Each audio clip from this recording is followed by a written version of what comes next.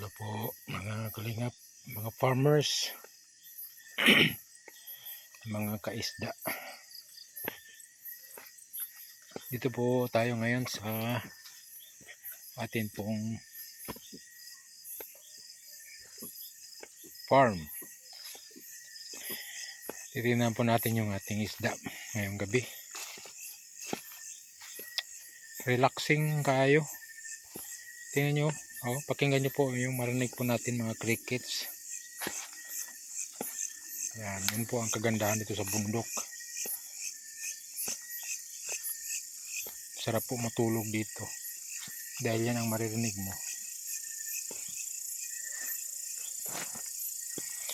Bisitahin po natin yung ating pong isda ngayong gabi, kung ano po ang pinagkaabalahan ng ating mga alaga.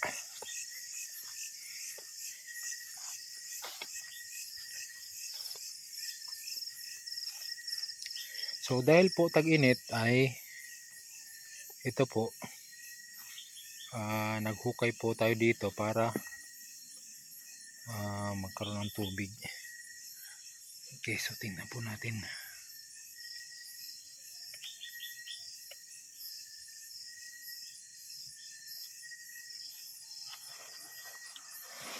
Yun.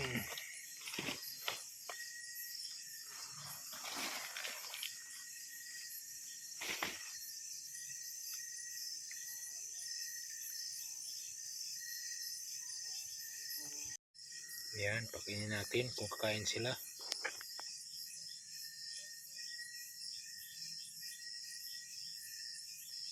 Ano lang po ito dito, mga 10 piraso lang.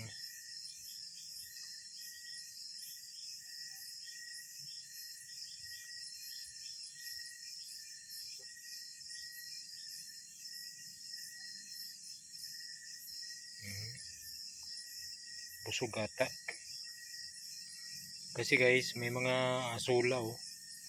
Yung asula kasi kinakain din po nila yan.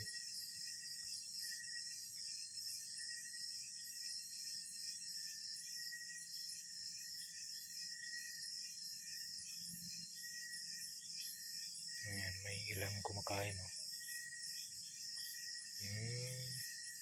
Baka tulog ngayon lang nila nakita.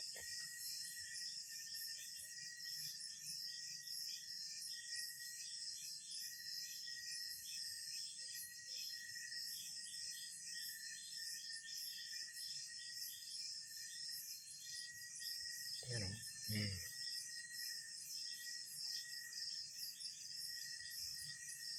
Okay, so lipat tayo. Ito po ay ilang araw pa lang. So ito magkasama din ito sila. May mga asula din akong nilagay. Now,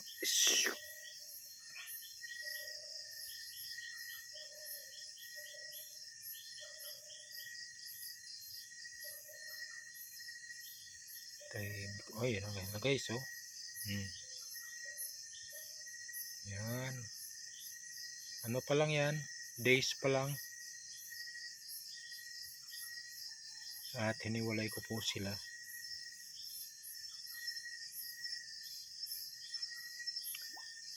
Ito po ay nasa mga karamihan ay nasa mga 2 inches pa lang sila.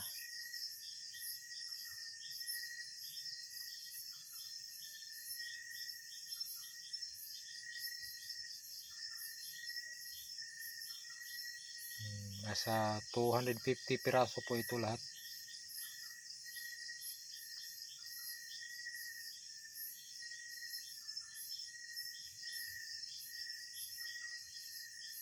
Yan, so ito po ay days pa lang. Nung isang araw pa lang ito dumating sa atin.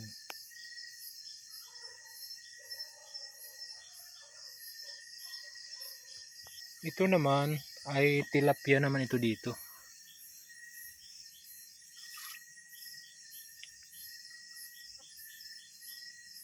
Pero ang tilapia guys, pag gabi ay hindi sila masyadong active.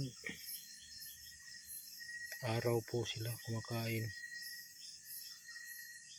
So hayaan na lang muna natin sila. So ito po, inanghalo-halo ko na po dito. Yan, ito po ay medyo, ayan, rescue ko na lang ito kasi wala ng tubig. So lipat tayo doon sa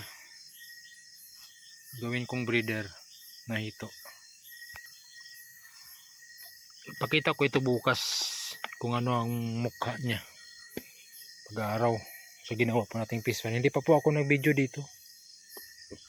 Ito po, may 6 po tayong breeder. Gawin nating breeder dito.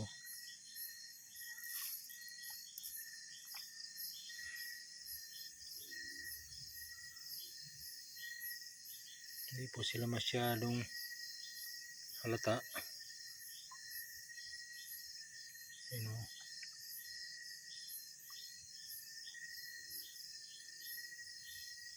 Kasi may screen. Kinulong ko po sila ng screen para hindi po magtalon. At after 1 year po ay gagawin po natin silang breeder. Pitlugin po natin, padamihin natin dito.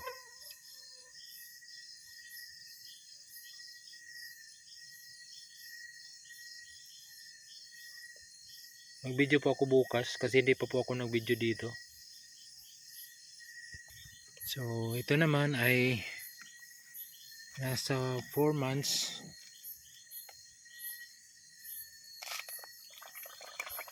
Ayan po sila guys, grabe.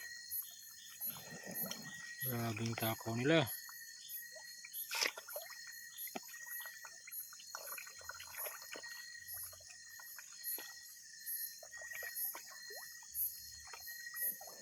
Ganyan na po sila kakatakaw.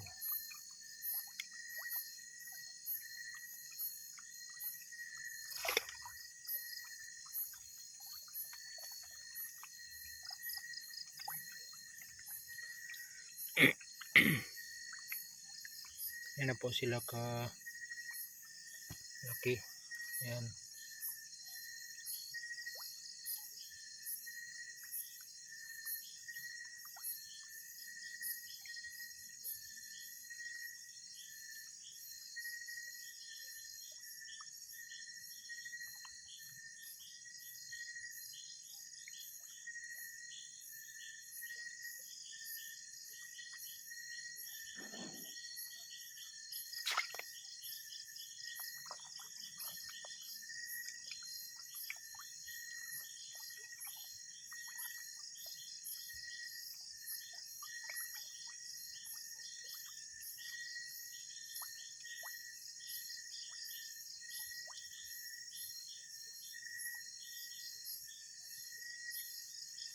Takaw nila.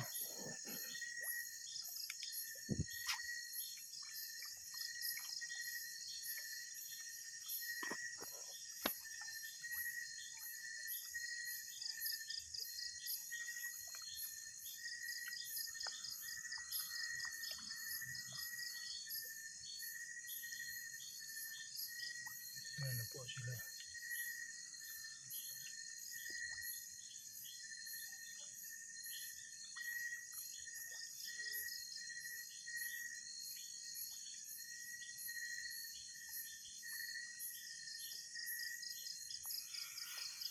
Okay, meron din po tayong 1 month pa lang dito.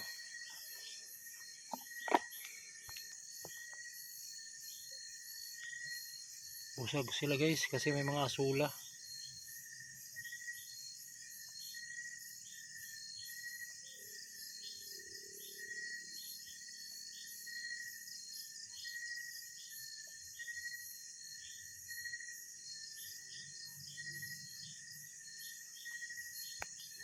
Dito lang ang grabing takaw nila.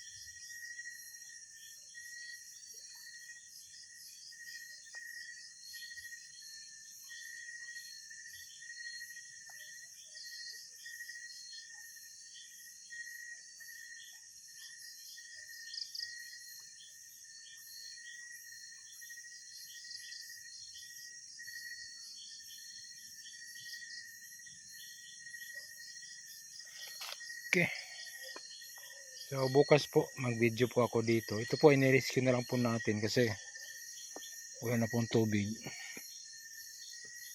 So naghukay po tayo. So ganda pakinggan dito guys pag gabi. Sarap ng tulog. Yan. Okay po, bye bye. God bless. Good morning po sa ating lahat. At ito na po yung fish pan po na pinagkaabalahan po natin. Kaya lang ngayon po ay tag-init, kaya nirescue po natin sila. Hinukayan po natin para maabot yung level ng creek doon sa baba. So ito po hinukayan po natin para po may tubig. So yan po, may hito po yan. Hito. So ito naman, pangalawang block. 5 block po ito. Daming block nito. Ang ginagawa po natin dito ay ano po, yung nilagay lang natin sa net. Ano, para hindi po mahirap i-harvest at saka ano, hindi nila sisirain yung ano, yung pilapil. So ito po yung ating ginawa ito pangatlo, malalim po yan. Yan. So ito po ay yan po yung tilapia po yan diyan, ano. Papakita ko po sa inyo yung tilapia po natin, Yan. Yan, itong lapit kasi pag naglapit tayo, nag-ano sila. Yan na po sila, Ayan. Halo-halo po yan, mga 4 months at saka 1 month. Ayan. Tapos yan po, yan po yung ating fish pan dito. Yan, yung sa last doon, malaki po yan. Ang gagawin po natin dito, kahit may tubig na yan siya pagdating. Ano lang, saglit na kasi yung tag-init dito. Ngayon nga, parang maulan naman, yan. So, sa likod niyan ay creek na. So, ito po mga tubig na ito ay level po ito ng creek. Kaya hindi po yan siya nahibasan. Kaya hinukayan lang natin para may tubig yung ating mga isda. No? So, ngayon lang po ako nag-video dito ng araw. Kasi gusto kong i-surprise. Surprise. Na-surprise ba kayo? Wow! Surprise. Ayan. So, kagabi po ay nagano po tayo pakain. Kaya lang busog po sila. May mga pakain po tayong kumbaga alternate or nilagyan po natin ng asula. So, yan po yung asula, guys. Yan. At yun po ay inubos nila. Konti na lang, Tapos ito naman, bago lang po ito, nung nakaraang araw lang po kinuha. Ito, may laman po yan, nasa 250 hito. Yan. So ito po yung ating tinanggalan ng putik at pag nagtubig siya, ilalagay natin yan itong 250. Lagay natin dyan. Yan. So mayroon din po tayong breeder dyan, Yan. May 6 po tayong dyan, inalagaan, nakalagay sa screen, tapos nalagay sa trapal. Pakita ko po sa inyo kung gaano na sila kalaki. Yan. Gaano na ba sila kalaki? Hindi ko alam kung makita. Guys.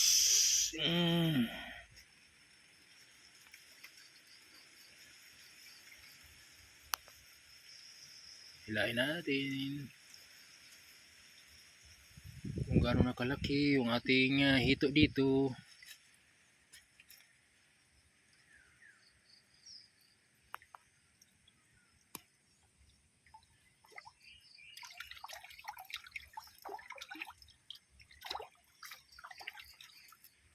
Hindi balinaw. Kaya dito tayo.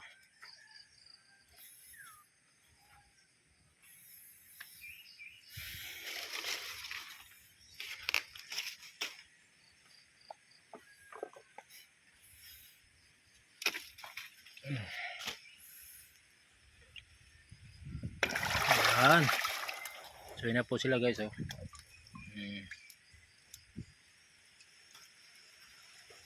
So yan po yung ating gawing breeder. Meron po diyang babae, mayroon din pong lalaki, no? Okay, so yun po, oh. Yung pakita talaga natin pag you know.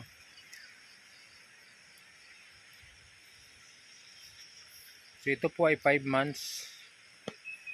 1 year po natin sila gawing breeder. Paitlogin. Yun. So ganyan lang, nilagay ko sa screen para hindi mahirap hulihin. Oh, di ba? Simple lang. Gayahin nyo rin. So nilagay ko po dito sa sa trapal kasi nilalagyan natin ng bagong tubig. Yan. May mga tubig po yan nilalagay dyan. Oh. May solar fountain po tayo. Ginamit po natin yung solar fountain. Yung solar fountain guys ay pwede magsipsip ng tubig at pwedeng itatapo niya dyan sa kabila. Yan. So sunod na araw din naman tayo magpapatubig. Yan. At least mayroong dagdag bawas So ngayon dito po siya ngayon nagtutubig.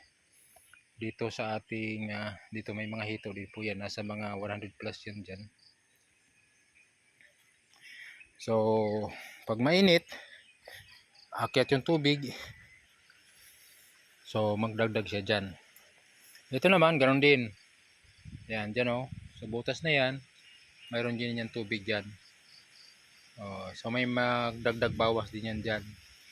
Kailangan may dagdag bawas guys para hindi tataas yung ammonia at magkaroon ng toxic, mamatay yung ating mga isda. So kailangan kahit walang oxygen aerator, pag mayroon lang dagdag ng tubig kahit 30% a day at wala po tayong ginagastos dyan, siguro pagbili ng ito pong solar na ginagamit natin, solar fountain po ito, ilagay ko po sa kung gusto niyo tingnan, nasa i-view lang po ninyo yung products dito po sa ating video. Yan, at pwede po kayong order. Pwede rin gamitin sa bahay kung mayroon tayong gustong gawing fountain sa bahay. Pwede pong gawin. Mayroon tayong halimbawa goldfish o kahit anong isda pwedeng sa tabang at saka sa salt water ng mga isda. Yan. So pag mainit lang, hintayin natin mamaya pag mainit na, pakita natin kung paano sila magsipsip at magpalit ng tubig dito po sa ating ref tub po yan. Okay po. God bless sa ating lahat.